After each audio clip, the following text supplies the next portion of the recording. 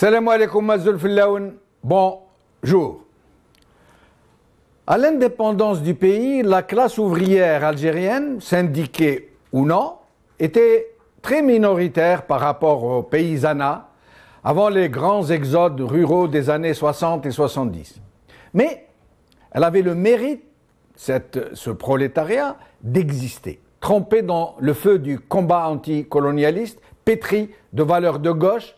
Elle n'a pas tardé à se sentir en déphasage avec le régime qui avait pris possession du pays. Elle connut ainsi, parmi ses représentants et ses leaders, une répression sourde, en même temps, très tôt, que des tentatives de corruption, comme allait la mener le régime par la suite sur une très large échelle. Vers la fin des années 60, le mouvement estudiantin mené par la défunte UNEA et l'UJTA, alors composé de syndicalistes intègres, combatifs, allait entrer dans une phase d'opposition ouverte contre le pouvoir de Boumedienne. Ce fut le temps de mouvements ouvriers d'une très grande intensité, comme celui des dockers d'Alger, des cheminots, des salariés de l'EGA de l'époque, Électricité et Gaz d'Algérie, qui allait devenir Sonelgaz. Boumedienne usa simultanément d'une répression brutale et ouverte, en même temps qu'il mit en place un système insidieux qui allait tuer dans l'œuf toute forme de revendication. Une corruption de masse, la fameuse GSE, la gestion socialiste des entreprises, un arsenal juridico-syndical qui a transformé les entreprises publiques en vaches qui donnent du lait au compte-gouttes et qui bouffent du foin par bottes entières.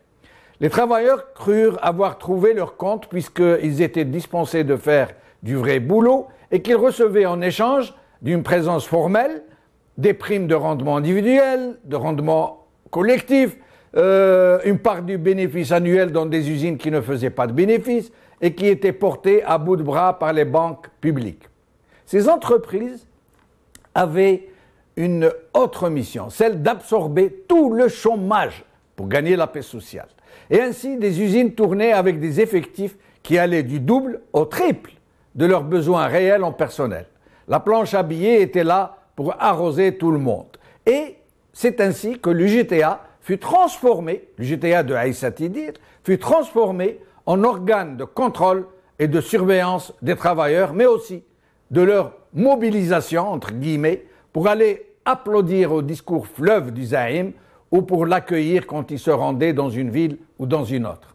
Mais il n'en demeurait pas moins qu'une classe ouvrière existait, même si elle avait été neutralisée. Vers la moitié des années 80, le démantèlement du secteur industriel commença. Insidieusement au début, puis de plus en plus ouvertement, au prétexte de restructuration des entreprises jusqu'à sa liquidation presque totale et la vente de son patrimoine aux clientèles et aux parentèles du régime. Aujourd'hui, l'Algérie est devenue un pays où tout s'importe. Les rares entreprises du privé qui emploient des salariés sont surtout des arnaques de transformation, surtout destinées à exporter des devises étrangères plutôt que de créer de la richesse. Et il est devenu patent que les grands capitaines d'industrie, comme ils s'appellent, qui y officient, se servent de leurs entreprises pour se monter de très grosses fortunes à l'étranger grâce à de très savantes surfacturations et des transactions frauduleuses en tout genre dans un pays qui vit à 98% de ses seules ressources hydrocarbures. Pendant ce temps, au moment où des millions de retraités tombent dans l'indigence, que des millions d'autres rêvent d'aller remplir les centres de rétention outre-Méditerranée, les pontes de l'UJTA, qui bouffent au râtelier, n'ont qu'une seule journée de travail par an, le 1er mai, pour aller manger de la tarte et siroter de la limonade après avoir bavassé sur les mérites du père de la nation dans l'épanouissement miraculeux des classes laborieuses. Un Bouteflika qui vient de saluer l'héroïsme des travailleurs engagés dans la reconstruction. On se croirait retourné aux belles années 70. Aujourd'hui, الوطن Adel Abdelrazak, professeur à l'université de Khanchla et ancien porte-parole du CNES, la plus grande désolution pour les travailleurs, c'est leur syndicat UGTA, par Hassan Wali. Radio algérienne. À l'occasion du 1er mai, le président Bouteflika salue l'héroïsme des travailleurs engagés dans la reconstruction nationale. Des aides activistes. Sidi Saïd, le capitaliste, fête le 1er mai et le 4e mandat sans les travailleurs. Avec nous aujourd'hui, Adel Abdelrazak, professeur à l'université de Khanchla, qui a donné l'interview au journal Al-Watan que nous avons cité dans notre top 3. Il est ancien porte-parole du CNES. Et nous aurons aussi Yamin Amgharaoui, membre du bureau national exécutif de la SNAPAP, et Abdelrahim Rabia, membre du bureau national de la Confédération générale autonome des travailleurs en Algérie. Adel Abdelrazak, merci d'avoir répondu à notre invitation. Merci, vous aussi. Merci de m'avoir invité. Merci. Alors, j'ai lu votre interview d'Al-Watan. Merci beaucoup. Il est réellement très significatif de la situation. Quel est votre sentiment? Est-ce que vous pourriez partager votre sentiment avec nos téléspectateurs sur ce qu'est devenu le 1er mai, la classe ouvrière algérienne, le prolétariat? Qu'est-ce que vous en pensez? C'est un sujet compliqué et très large en même temps, mais c'est vrai que le 1er mai nous donne l'occasion de se poser des questions sur ce qu'est devenu l'Algérie ouvrière, ce qu'est devenu le monde ouvrier, qu'est-ce qu'il a subi depuis la libéralisation économique et la désindustrialisation qu'a connue le pays, et qu'est-ce qu'on peut appeler conscience ouvrière aujourd'hui. C'est quoi la conscience ouvrière aujourd'hui? Et c'est vrai que c'est compliqué parce que, j'allais dire, la sociologie du prolétariat algérien a changé. On a une classe ouvrière avec les privatisations et la désindustrialisation qui a éclaté en mille morceaux. On a encore des complexes industriels relativement importants, mais qui sont plus dans la défense de l'emploi, la préservation de l'outil de production, que dans le développement industriel au sens classique du terme. De la même manière, tous les ouvriers qui ont fait un peu, non pas l'âge d'or de l'industrie, parce que l'âge d'or de l'industrie, on l'a pas encore vécu, mais qui ont vécu la période qu'on a appelée la période des industries industrialisantes, oui, et qui ont été licenciés de façon par la privatisation ou par les différents gouvernements, ont tous emprunté le chemin de la débrouillardise. Et que sont Adel Abdelrazak, pardon. Oui. Que sont devenus les millions, je dis bien les millions, de travailleurs qui ont été remerciés d'une façon et d'une autre, soit mis à la retraite anticipée, soit mis au chômage avec quelques sous? Qu'est-ce qu'ils sont devenus entre-temps? Écoutez, on peut dire, en gros, sans avoir une étude chiffrée précise, on aurait eu le temps de chercher les chiffres, on les aurait trouvés. Mais ce qui est sûr, c'est que l'économie, ce qu'on appelle l'économie informelle, qui a été délibérément programmée, projetée, nourrie, encouragée par le pouvoir politique et les politiques publiques, cette économie informelle, elle a absorbé quelque part cette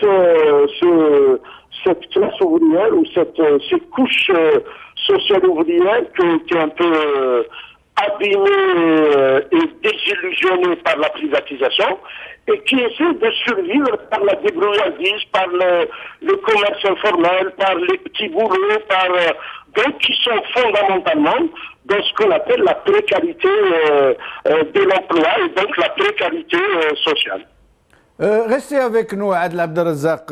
J'accueille à présent, si Abdelrahim Rabia, merci d'avoir répondu à notre invitation.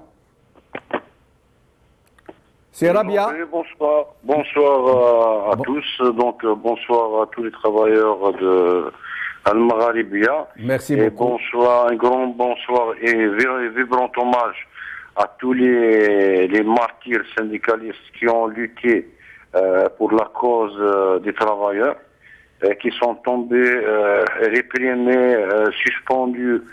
C'est grâce à nous que maintenant nous existons, nous avons le droit, entre guillemets, de constituer notre syndicat et de défendre, si on peut le dire ainsi, l'outil de travail et les droits des travailleurs. C'est Rabia, comment est-on passé de l'UGTA de Aïssa Tidir à l'UGTA de Sidi Saïd? Bon, pour l'UGTA de Aïssa Tidir, si on peut dire ainsi, ce n'est pas Aïssa Tidir tout seul qui est à la tête de l'UGTA historique. Mais si on regarde comment le premier congrès de l'UGTA a été tenu, nous trouvons toujours les mêmes pratiques qui sont appliquées aujourd'hui. Rien n'a changé, mais au contraire. Donc le pouvoir algérien a essayé depuis X temps de s'accaparer de toutes les structures mouvementées des travailleurs, des associations. Il veut une façade vis-à-vis de l'étranger, mais ce qui se passe réellement sur le terrain, c'est tout à fait le contraire. Donc, l'UGTA d'avant et l'UGTA d'aujourd'hui, si ce n'est pas l'émergence des petits syndicalistes ou la volonté et la souffrance qu'endossent les travailleurs à sortir sans l'avis de leur tutelle ou centrale syndicale, eh ben, les travailleurs aujourd'hui resteront comme ceux de 62 avant. Abdelrahim Rabia, nous savons que parmi les gens qui ont été, j'allais dire, liquidés lors des fameuses opérations de restructuration et de liquidation du secteur public, il y a des millions, je n'ai pas le chiffre, des millions de retraités qui touchent moins que le SMIC actuel, ça veut dire environ 100 euros.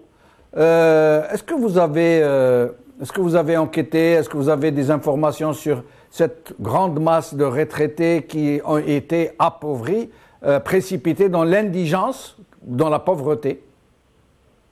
Après toute une vie de travail, il faut le dire. Je pense tout d'abord, c'est de citer les travailleurs qui sont actuellement au poste. Je ne vois pas de différence entre les travailleurs ou bien les retraités. Donc il y a deux couches en Algérie. Il y a les riches qui s'accaparent des richesses du pays. Et il y a les pauvres, ces pauvres travailleurs et qui n'arrivent même pas au SMIC déclaré, c'est-à-dire 18 000 dinars. Et puis 18 000 dinars, si on le compare avec le pouvoir d'achat, il est loin de répondre aux besoins vitaux de la famille algérienne. C'est un tableau très noir. Je reviens à Adel Abdelrazak. Quelle est la part du prolétariat, des salariés dans le secteur privé?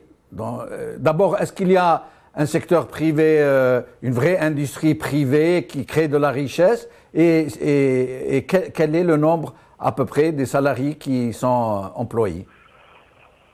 Alors, je n'ai pas en tête le chiffre, mais il faut reconnaître que depuis la libéralisation économique, c'est-à-dire depuis que la place du privé dans l'économie s'est développée, on a la participation du privé au produit national brut est importante.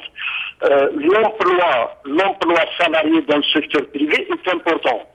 Maintenant, ce qu'il faut dire, il y a deux choses qu'il faut préciser. Un, le secteur privé industriel productif représente quelque chose de très minoritaire, je dis pas marginal, très minoritaire par rapport au secteur privé qui accumulent des richesses énormes, plus par les transactions commerciales comparadores, c'est-à-dire de l'importation. C'est-à-dire on a un privé qui accumule des richesses et qui pompe les revenus du trésor public par l'importation, par le commerce, plus que par une économie de production construite autour des besoins du marché intérieur, autour des besoins d'une demande intérieure, etc. Et quand aujourd'hui, on mène depuis cette semaine en Algérie, le ministère du Commerce a engagé une campagne pour consommer algérien. Eh ben, la question qu'on peut se poser, c'est que qu'est-ce qu'on peut consommer d'Algérien aujourd'hui?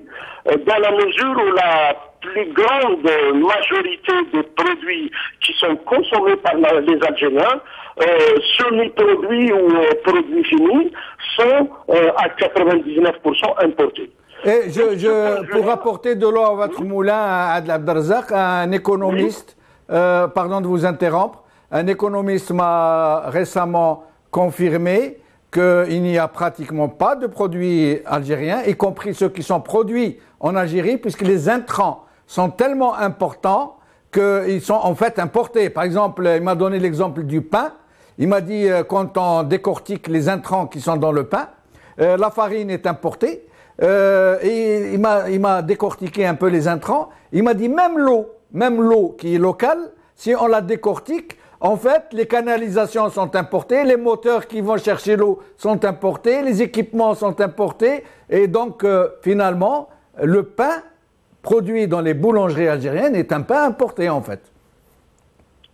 Complètement, c'est-à-dire que on est dans le scénario classique connu historiquement de la dépendance à tous les niveaux de l'économie. C'est-à-dire que nous avons en apparence des produits fabriqués chez nous, mais la matière première, les intrants comme vous dites, la matière première, les semi-produits sont importés de l'étranger. Les céréales, c'est l'exemple classique. Le lait en poudre, c'est l'exemple classique. Mais pas seulement ça. Oui. Vous savez très bien l'information, j'allais dire scandaleuse, qui a été exprimée dont le chiffre a été formulé par les douanes. On a 35 millions de dollars d'importation pour la mayonnaise. La mayonnaise est un produit si indispensable pour pomper des ressources en devises aussi importantes. C'est-à-dire que non seulement on a une production locale ou nationale qui en bonne partie est composée d'intrants étrangers, mais en plus, on a un modèle de consommation qui est basé structurellement sur l'importation, c'est-à-dire qui permet à ce qu'on appelle aujourd'hui les oligarques, c'est-à-dire ceux qui ont le monopole des importations, les privés qui ont le monopole des importations, et bien de pomper le dinar algérien, de pomper les devises qu'il y a dans la Banque centrale pour accumuler des richesses, accumuler des milliards de dinars pour les transformer en millions d'euros dans les banques et les comptes étrangers. Des millions d'euros dans les comptes étrangers avec lesquels ils achètent de vraies entreprises européennes avec l'argent qui est issu des surfacturations. Je reviens à vous, Adel Abdelrazak. C'est Rabia, Abdelrahim Rabia. Est-ce que vous avez des chiffres sur les salariés étrangers dans les entreprises qui actives en Algérie, comme par exemple les travailleurs chinois? Pardon, la communication n'est pas aussi claire. Si vous pouvez répéter la question. Je voulais vous demander si vous aviez des informations, des statistiques, des chiffres sur les salariés, sur les travailleurs étrangers qui travaillent en Algérie. Par exemple, les entreprises chinoises qui ont ramené leur personnel depuis la Chine.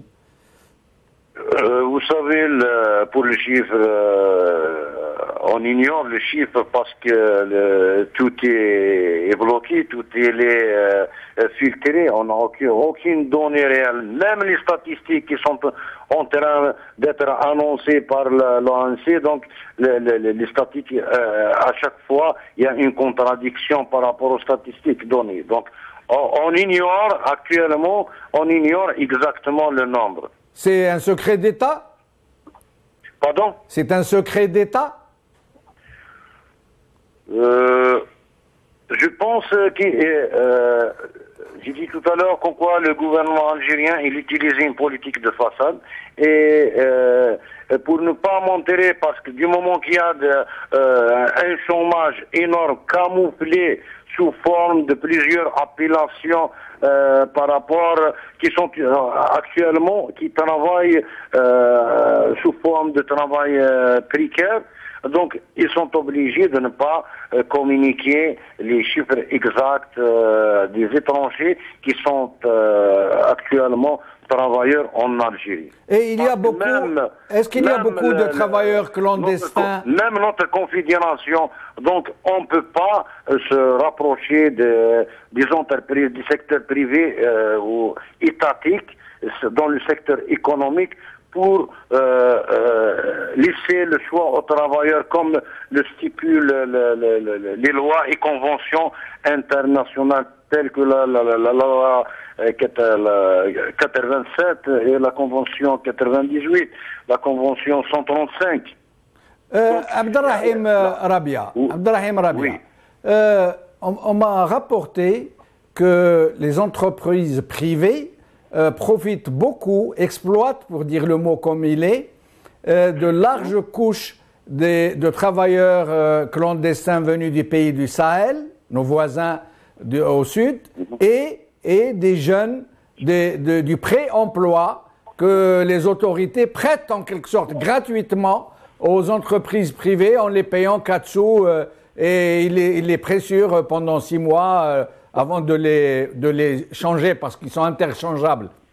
Dès que le contrat des premiers est fini, ils en ramènent d'autres pour les utiliser gratuitement et les payer 4 sous. Est-ce que vous êtes au courant de ces deux catégories sociales?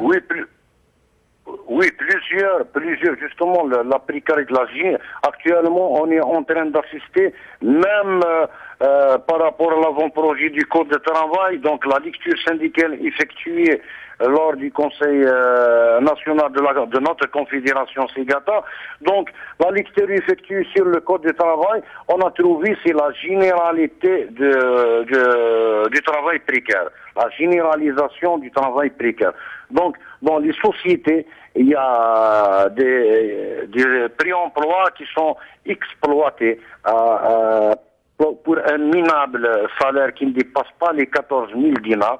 Malheureusement, le patron, il profite du pré-emploi parce qu'il ne paie pas la taxe, l'IRG.